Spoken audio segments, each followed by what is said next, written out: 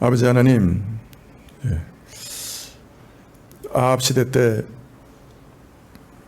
오랫동안 비가 내리지 않아서 큰 기근이 된 것 기억하온데,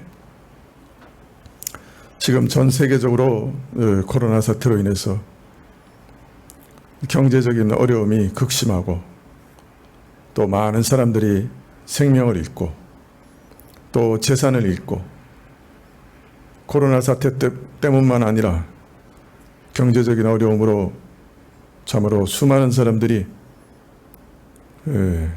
전 생명의 위협을 당하는 때가 되었습니다. 하나님 아버지, 참 아합 시대 때 내렸던 그 가뭄이 저희에게도 내린 것 같고, 저희가 참으로 주님을 진노케 하고, 참으로 저희가 회개치 않기 때문에 이러한 일들이 온 세계에 일어나는 것이 아닌가 두려워하며 저희를 돌아보게 됩니다. 어떤 사람들은 이것이 하나님의 진노와 심판이 아니라고 주장하는 자들도 있지만은, 우리를 괴롭히시는 이 일들이 어찌 우리를 향한 하나님의 경고요 또한 심판이 아니라 할 수 있겠습니까? 저희가 그 모든 연유를 다 알 수는 없으나, 분명 우리가 하나님께 겸손하게 엎드리고 하나님 앞에서 낮아져야 되는 일이라고 하는 것은 분명하며, 저희가 그동안 의지해왔던 것들을 하나님께서 끊으시고 하나님만을 의지하게 하시는 일이라고 하는 것은 분명하옵니다. 저희가 혹 지금까지 하나님 이외에 다른 것을 의지하고 있었던 것이 있다면 용서하여 주시기를 원하고, 저희 마음에서 분연히 그것을 잘라내고 겸손하게 하나님만을 의지할 수 있도록, 온 마음으로 하나님을 붙들 수 있도록 저희 안에 역사해 주시기를 원합니다. 저희 마음이 하나님께로 돌아갈 수 있도록 도와주십시오. 저희가 지금 백신과 치료제를 기대하고 있지만 이 일도 성사될지 되지 않을지 저희가 확신할 수 없는 상황입니다. 하나님, 우리가 백신이나 치료제도 의지하지 않도록 도와주시옵소서. 기대하지만은 그러나 저희가 그것을 의지하지 않도록 도와주시옵소서. 하나님이 만일 허락하시면 다윗 시대 때 온역을 하루 만에 그치신 일도 있사오니, 하나님께서 백신이나 치료제를 통해 이 일을 그치시고자 하시면 그렇게 하시옵고, 그렇지 않으면 하나님의 능력으로 참으로 순식간에 그치게 하시기를 구합니다. 다만 바라는 것은 하나님께서 참으로 시간을 단축시켜 주시기를 원하고, 또 간절히 바라옵기 원하는 것은 이 바이러스와 함께 우리가 일평생 살아야 하는 그런 일이 없도록 주께서 불쌍히 여기시기만을 간절히 기도드립니다. 주님, 이러한 어려운 상황 가운데 저희 교우들 가운데도 경제적 어려움 겪는 가정들이 있었고, 여러 가지 불편을 겪는 가정들이 있었는데 하나님께서 크게 긍휼히 여겨주시기를 원하고, 아버지 하나님, 참으로 경제적인 돌파구를 열게 하셔서 끝까지 이 어려움 가운데 지탱될 수 있도록 허락해 주시기를 구하옵고, 하나님께서 불쌍히 여기사 저희가 생명을 지탱하고 또 이 가운데서 실족지 않게 되기를 간절히 구합니다. 무엇보다 우리 믿음을 지켜주시기를 원하고, 노년에 있는 자들과 자녀들을 지켜주시기를 구하고, 믿음이 오히려 더 간절해지고 더욱 겸손해져서 시험의 때 오히려 알곡으로 드러나는 자들이 다 되게 하여 주시옵소서. 오늘도 주님께 드린 물질은 저희 전부를 드린 것이오니 받으시기를 구하옵고, 저희 산업과 저희 자녀들을 주의 것으로 인치시기를 구하옵고, 말씀 주시기를 구할 때 예수님의 이름으로 기도합나이다. 아멘. 예, 베드로전서 1장 20절부터 21절입니다. 말씀은 베드로전서 1장 20절부터 21절입니다.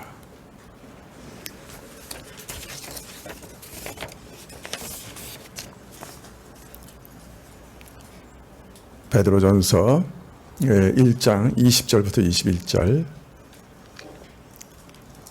신약 378쪽인데요. 찾으신 줄 알고 제가 봉독해 드리겠습니다. 그는 창세전부터 미리 알려진 바 된 자나 이 말세에 너희를 위하여 나타내신 바 되었으니 너희는 저를 죽은 자 가운데서 살리시고 영광을 주신 하나님을 그리스도로 말미암아 믿는 자니 너희 믿음과 소망이 하나님께 있게 하셨느니라.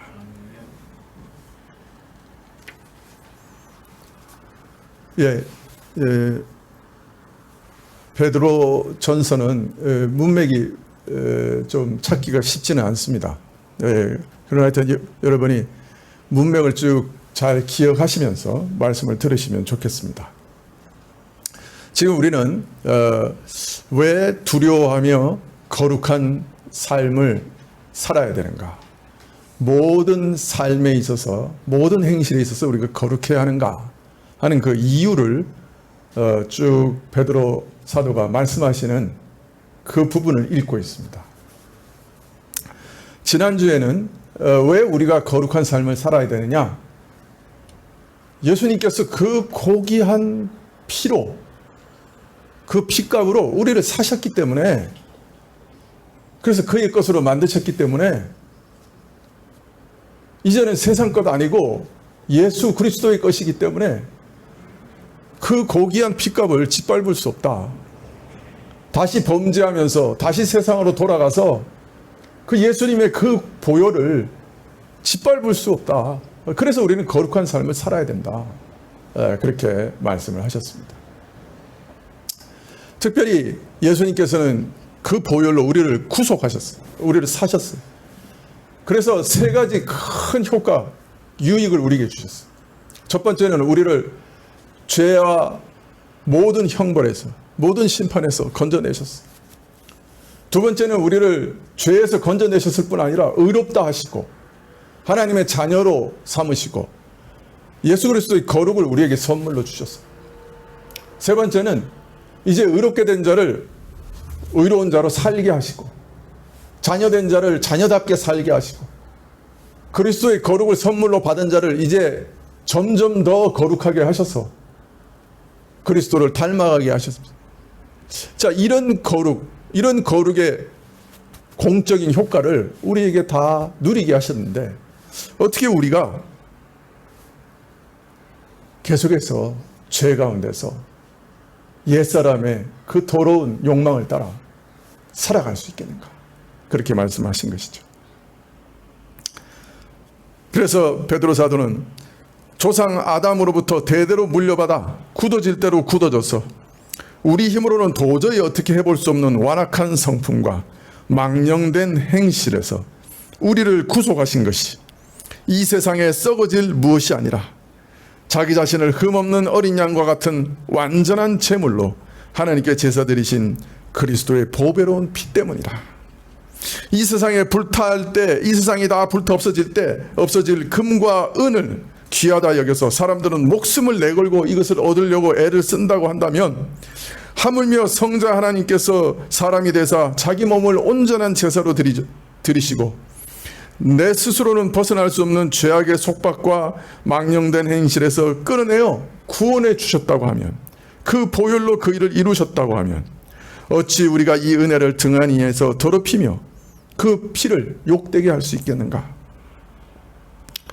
이제 하나님을 두려워하며 거룩한 행실에 힘쓰는 것이 마땅하지 않은가? 이렇게 말씀하고 계신 것이죠.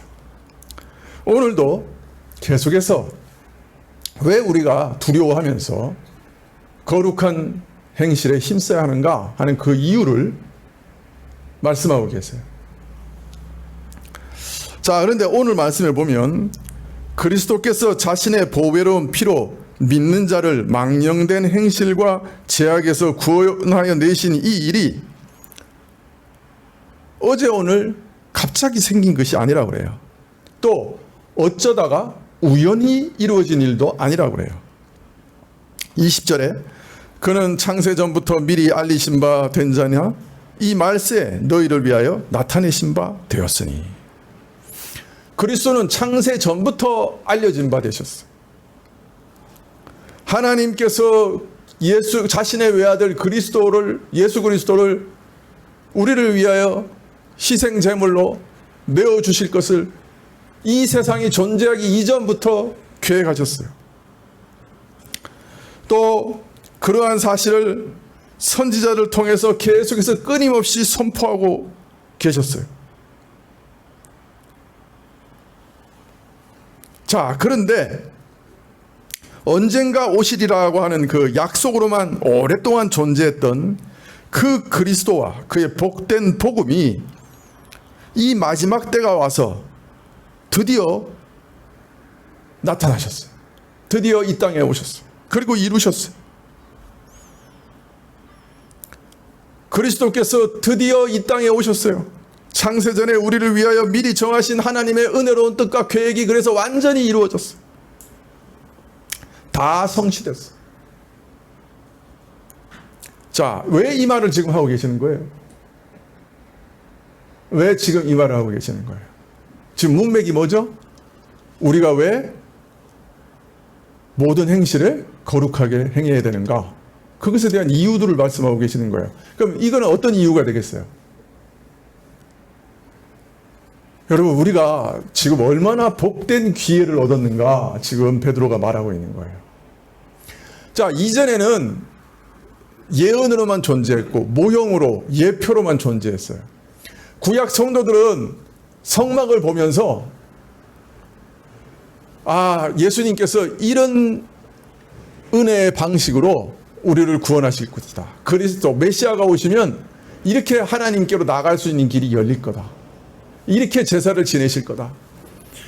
이렇게 지성소까지 그의 피를 가지고 들어가실 거다. 이런 걸 다 유추하고 생각하고 그다음 믿어야 되는 거예요. 아직 희미한 그림자로밖에 못 보고 있는 거예요. 또 앞으로 어린 양과 같은 메시아가 오실 것이다. 이런 예언으로만 믿는 거예요. 그런데 그분들은 예수님이라는 이름도 몰랐고 예수님이 십자가에서 죽으셔서 그 일을 이루실 거 하는 것도 몰랐어요. 자, 그런데 이런 구약의 선지자나 성도들과는 달리 이사야가 예수님께서 우리를 대신해서 채찍질 받으시고 죽으시고 부자의 무덤에 묻히실 것을 다 예언했지만 그래도 십자가에 달려 죽으시고 예수님이 말씀하신 그 복음서의 그 아름답고 놀라운 말씀들을 다 몰랐어요. 우리는 이사야 선지자보다 더 놀라운 지위에, 놀라운 기회에, 놀라운 지식에 서 있는 거예요. 그게 얼마나 복된 거예요. 구약의 모든 선지자들보다 우리는 복된 위치에 있잖아요.